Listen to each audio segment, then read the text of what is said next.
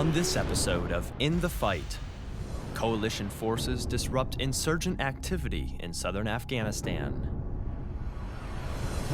The 170th Infantry Brigade becomes an advisory force. Afghans take the lead in eradicating the drug trade. We see how Army flight medics save military and civilian lives. And a famous B-17 gets a second life.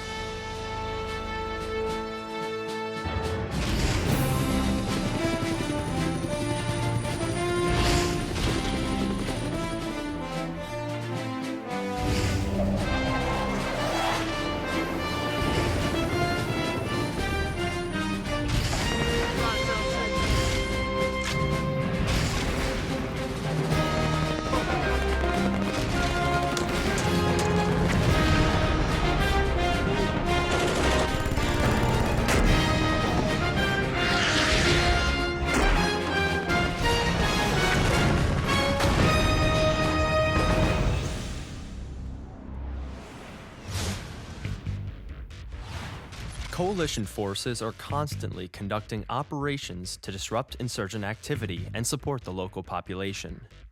Marine Corporal Tia Nagel was with a unit in southern Afghanistan during a recent air assault and files this report. On the hunt for a Taliban stronghold, soldiers from 1st Battalion, 32nd Infantry Regiment have been combing these fields for days to disrupt insurgent activity in the area. When we set up in that objective, we rotated through security positions, ensured that no insurgent forces overtook our position, and waited for the end state of the mission, which was to conduct the Shura. But before the Shura could take place, a small group of Taliban engaged the soldiers, continuing through the next day. I think they were more curious to see how we would react and what we would bring to the fight. We reacted well. We brought in CCA. They helped us spot two individuals with the help of ANSF forces. They went out, caught the guy, detained and questioned the individuals. After eliminating the hostiles, the soldiers were able to talk and interact with the local population, conduct their Shura, and head home with every member of the team unharmed. Marine Corporal Tia Nagel, Maiwan District, Afghanistan. Preparing for independence in Afghanistan means ensuring the streets are safe for everyone. Army Sergeant Rachel Badgley shows us how U.S. soldiers are working with the Afghan police to make their cities safer. AUP is the Afghan Uniformed Police. They are the equivalent to what would just be a local police department. And they are local patrolmen. They do everything but speeding tickets. Lieutenant Smith and his highly trained scout team patrolled the city of Gardez alongside the AUP, essentially walking the beat. Learning the ins and outs of being a police officer is a new experience for them as well. We go back and read the Afghan law, like law books, and their rules of engagement, and trying to get schooled up on that. And I have a couple of great sergeants that are learning Afghan law and processing and all that stuff just because we have to, because we're infantrymen and we don't know that stuff. Many soldiers have noticed improvement in the police work of their AUP counterparts. There's been a big difference from, before we got here to now. They seem like there's more of them in the city and they're more active in patrolling and doing their job. When we got here, they weren't around that often and they weren't really doing much, but now they're doing pretty good and we're working with them a lot. In between patrols, everyone took a break to share an Afghan meal. I think that meals are the basic human necessity, and that it's one of the ways that we can really share in community and share with one another. I think that gathering around a meal is really one of the ways you learn about one another. The food is so good. I'm gonna eat my plate and his plate and his plate. At the end of the day, the soldiers and police discussed the events of the patrol. Now we go back and assess, where are they? Where are they good? Where are they strong? Where are they weak? And then technically, that's where we help them. The goal of these assessments is to continue progressing and moving towards an independent police force. Army Sergeant Rachel Badgley, Paktia Province, Afghanistan. In the Afghan border town of Balkh, the Afghan Border Police, thanks in part to their rigorous training, has transformed the 170th Infantry Brigade from a fighting brigade to an advisory force. NATO Channel correspondent Jeff Holden brings us this story. In the haze ahead is Uzbekistan, the country bordering Afghanistan's Balkh province on the north, along the Daryoy-Amu, or Amu River. This crossing, spanned by what is known as the Friendship Bridge, stands as one of ISAF's key supply routes into Afghanistan, alongside the Pakistani border crossing, which has been closed to traffic since November. The Afghan Border Police, or ABP, is the primary force guarding this crossing. صرف دوستی پلیس هسته پلیس گمرک هسته و همراه کار میکنه در کنترل دیگه خود مردم دکاز. Training for the ABP has been provided by the U.S. Army's 170th Brigade, a fighting brigade now turned advisory force. They admit it's not the sort of work that makes headlines, but is necessary for building strong, sustainable organizations. So it's not the stuff that's going to make the highlight reel. Absolutely. It is all the practice and preparation and all that fundamental drill work, from how do you conduct maintenance on your weapons, how do you train policemen to do basic police activities, how do you do vehicle maintenance, how do you build small unit leaders, all of those things that are very, you almost want to use the word mundane, but at the end of the day, they are exactly what needs to happen in order for the organization to become an effective organization. Transfer of responsibility to Afghan forces, with ISAF stepping back into an advisor role, is in fact the broader ISAF mission all over Afghanistan. The mission is to build the Afghan capability to the point where they can build their own capability, sustain their own organizations, and continue with the mission after we're finished with the advisor mission. The regional customs advisor says he is not concerned about the change-out of ISAF personnel. He's used to ISAF groups coming and going. We always experience this one. Myself actually do not have any problem, because with the new team, when I introduced with them, when I explained them these things, we established a good relation and friendship relation. While talk among ISAF is about the change of command in the north and the new advisory team for the ABP, Lieutenant Colonel Zetterstrom, an outgoing officer from the 170th, made it clear that it is the Afghan Border Police, not ISAF, who are squarely shouldering the brunt of work and responsibility for the crossing. You know, they're kind of at the tip of the spear, so to speak. And to be frank, they do that on their own, day to day. We advise, but if we weren't here, the system's in place and it would continue without us. Jeff Holden, in Balkh Province, Afghanistan, for the NATO Channel. Hi, my name is Lieutenant Colonel Edward Jeep of the 3rd Marine Aircraft Wing. I'd like to give a shout out to my friends Elizabeth, Curtis, and Daisy from Chagrin Falls. I'm Lance Corporal Penny Bland, first name Jamie. I'm stationed here in beautiful Okinawa. I am from Providence, Rhode Island. I just want to say hi to my friends and family back in the States, and thanks for the support. Hola, soy Sargento Marisol Hernández. Les mando saludos a mi mami y toda mi familia en Tyler, Texas. Les deseo un buen día. Los quiero mucho. Coming up, Afghans take the lead in eradicating the drug trade. And we see how Army flight medics save military and civilian lives. Check out dvidshub.net for the latest accurate and reliable information as In the Fight continues. Which NATO member state does not have its own standing army? The answer when we return. With the new Military 24/7 app from Divots, you turn your favorite mobile device into a window to the front lines. Connect with your nation's finest men and women through our video and photography archives, and stay up to date with news reported directly from service members. Quickly share information and breaking stories with friends via Facebook, Twitter, or email. News, photos, video. Your military 24/7. The environment is my passion. Every day, I live for the outdoors and all of its challenges. That's why I enlisted in the Coast Guard. Now, I serve to protect the environment and defend my country.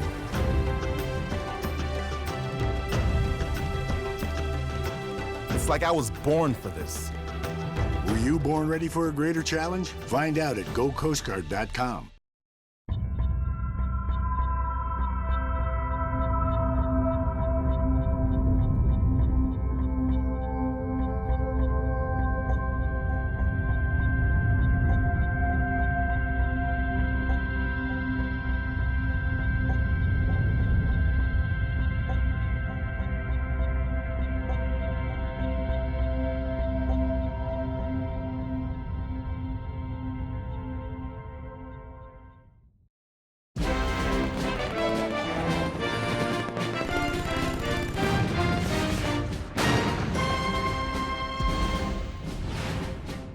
Which NATO member state does not have its own standing army? The answer is A, Iceland. With coalition forces continuing to work alongside their Afghan counterparts for the slated withdrawal in 2014, Afghan forces are now taking on more responsibility. Marine Corporal Liz Cisneros shows us how some of these forces are leading drug eradication missions by themselves. The illegal growth, cultivation, and distribution of opium poppy and marijuana is an ongoing problem for Afghanistan. Afghan police in Maywan district are now leading drug eradication missions in hope of combating the ongoing drug trafficking. Drugs are damaging Afghanistan and the world. If you get rid of the drugs, you get rid of the terrorists. Maywan district leaders held a press conference with village elders and Afghan media to inform the public of the future plans to crack down on drugs. The current poppy eradication mission that we're doing is it's an Afghan-led, an Afghan-directed mission that we're doing. They have been removing pumps and electrical units from the local fields. The Afghan police are able to take the lead and enforce the law thanks in part to the help and support of their Army mentors. Marine Corporal Liz Cisneros, Maywan District, Afghanistan. There are many challenges that flight medics face when saving military and civilian lives throughout Afghanistan. Army Specialist Tanagachi Mifune profiles 2 such Army flight medics and files his report. My name is Sergeant First Class Andre Pagis. I have been a medic now for 18 years. I have been a flight medic for 11. There is love in doing this job. I love it very much. I love being able to help wounded soldiers, any soldier that's in need. I love it. There's nothing else I'd rather do. I'm Staff Sergeant Demaris Macklin. I'm a flight medic in Charlie Company 382. To be a good medic, it does take a special kind of person, in the sense that anything can happen. Anything can go wrong at any time, and you have to be mentally tough to deal with that situation as it arises, because people's lives are dependent upon what you do or don't do. Well, the call we had today, the initial call was for a female soldier that had fallen and slipped on the ice. We got her here to Bath, where she could be treated further. Sergeant Pagis, the best way I can define Sergeant Pagis is the gentle giant. He's a big guy, but in the same token, he's very approachable, really down to earth, great guy to talk to, great guy to work with. He's an excellent medic. He's been doing this for, I think, the longest any medic in the company has. This is my 4th deployment, my first one in Afghanistan. It's tough being away, but I have a very supportive family. I'm able to talk to my wife almost every day. She's a great listener, so when I do have tough times, dealing with tough patients or tough missions or tough issues, she has a lending ear, and so do my kids. This is my daughter's senior year. She plays basketball, so every game is recorded and is sent to me, so I can actually see what happened, how it happened. Being in a medevac unit is not for everyone. It takes a person with a particular character and a certain personality to deal with this. The mountains throughout Afghanistan are a common hiding place for insurgents and their weapons. Training is crucial for explosive ordnance disposal teams so that they are able to traverse this dangerous terrain to reach these hideouts. Airman Andrew Buchanan brings us this story. A Hellfire missile from a Predator remotely piloted aircraft takes out enemy Taliban taking shelter deep inside a cave. One would expect this is most likely a scenario often seen in the remote mountainous areas of Afghanistan. However, this operation is taking place on the ridgeline of a Northern California mountainside to train Beale airmen to be ready for austere operations across the world. Currently, they are rappelling from that cliff face up there down into that cave. And we have a mock training scenario where there were some Taliban guys in there that were killed by Predator Hellfire strike, and there was a bunch of ordnance items in there, and we have to go clean up the mess and extract all the explosives. From long distance, you can see that there was possible ordnance in the cave, maybe some IED-making materials. So we were tasked, basically, to rappel down, recover said items of intel value, and bring them down safely. As part of the newly developed mountain warfare training, EOD airmen train for these types of scenarios so that they'll be ready for the real thing. Beginning in 2008, I was in Afghanistan along with some other guys. We found a need for a basic mountaineering set of training because we were doing missions out there that were potentially unsafe, and we ended up going to the Army Mountain Warfare School, which led us to the Marine Corps Mountain Warfare School. So we did that, and then we integrated ourselves, and with them, we had a field exercise and everything, and it's absolutely amazing. Training consists of recovering munitions from remote all-terrain areas such as caves or ridgelines, as well as recovering wounded and casualties from mountainous areas. These EOD airmen use tactics such as rappelling to take on the challenging terrain. Beale Air Force Base is quickly making a name for itself as the home for EOD mountain warfare training, a home Master Sergeant Aaron Finch has helped develop from his experiences on multiple deployments to Iraq and Afghanistan. You guys ready? If we have to go down in a hole, which happens a lot, like a tunnel system, okay, if we have to go into a cave, if we have to rappel down into what you see back here and get a cache out, we can get in safely. We're not a liability to the mission. So in other words, nobody's having to lower us down. We're doing it on our own. We're trained to do it properly, safely. Nobody gets hurt. And in the end, you have mission success. And that's why we're out here doing this. With the wounded brought home safe and the munitions recovered and out of enemy hands, they've accomplished today's training. Reporting from Auburn, California. All right, you got it. It's all yours. Start going. I'm Airman Andrew Buchanan. What's going on, everybody? My name is Lance Corporal Georgia Kennel, stationed out here in Okinawa, Japan. Just want to give a shout out to my family in South Amherst, Ohio. Hey everybody, it's Corporal Nicholas Dieter. I'm out here in Camp Leatherneck, Afghanistan with HMLA 369. Just want to give a shout out to everyone back home, my family and friends. Hey, I'm Sergeant Jared Geeman. I'm stationed in Fort Bragg, North Carolina. I just want to say hey to all my friends and family back in Phoenix, Arizona. I miss you guys and I love you guys. Hi, my name is Jorge Nunez, currently stationed in Kalat, Afghanistan. I'd like to give a warm shout out to my family and my friends in Cypress, California, and the rest of my family in El Paso, Texas. Coming up, a famous B-17 gets a second life. And we'll showcase some of the best photos from our service members as In the Fight, presented by Divots, continues.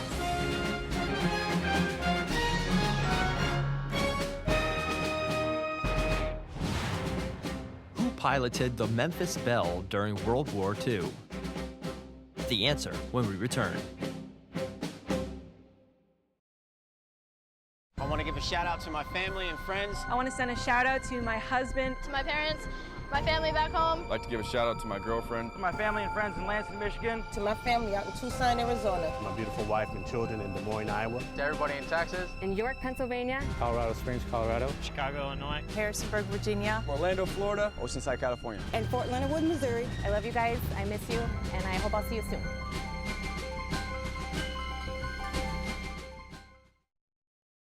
Training is about more than muscle. It's about inner strength. So I push myself. That's why I serve in the United States Coast Guard.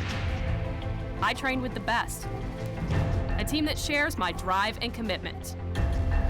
We collect intelligence, guard our shores against drug smugglers, and keep our waterways safe, because our nation expects more. If you expect more, maybe you were born ready. Find out at GoCoastGuard.com.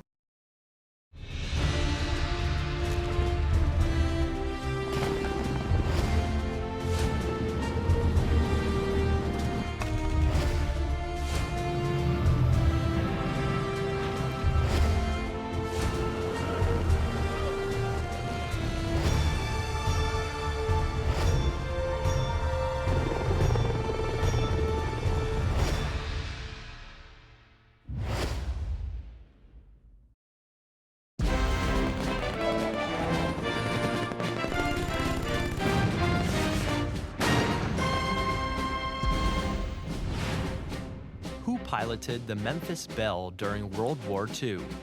The answer is B, Robert Morgan. The military seems like the last place you would find an artist. But as Joint Hometown News Service correspondent Natasha Schlepper shows us, you don't have to only fire a weapon to serve your country.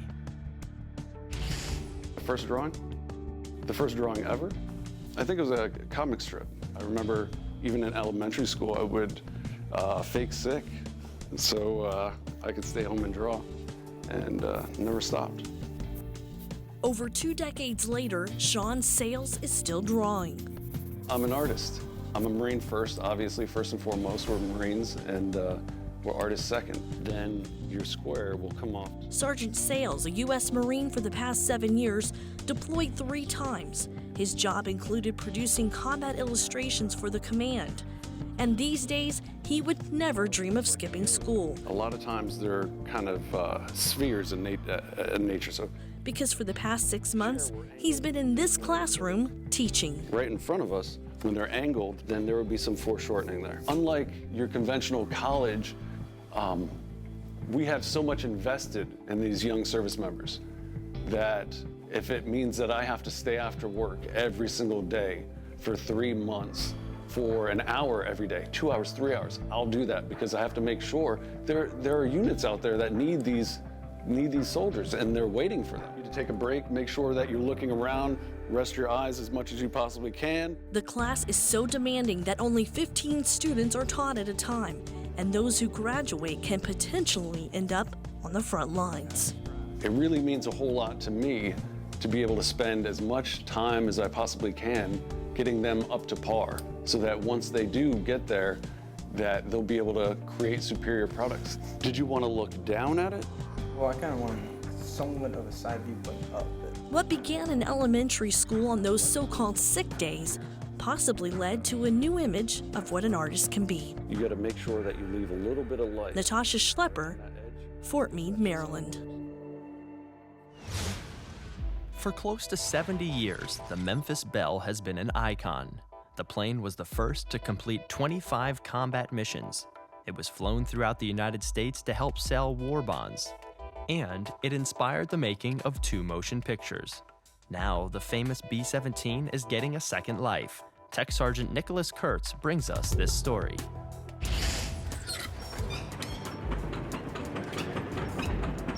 There's people that would kill to have this kind of work.